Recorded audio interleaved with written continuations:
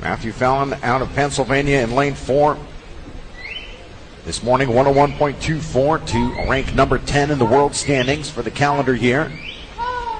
Have to contend with American record holder Michael Andrew in lane 3, who takes the lead at 27.9 at the turn.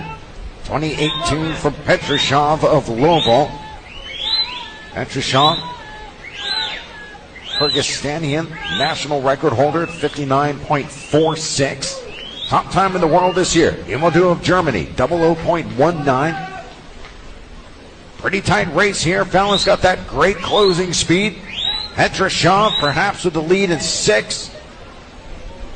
At the touch it is Denis Petrashov, 00.42.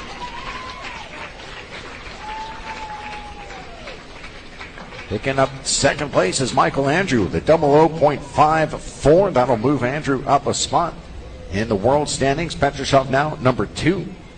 Andrew number 3, and so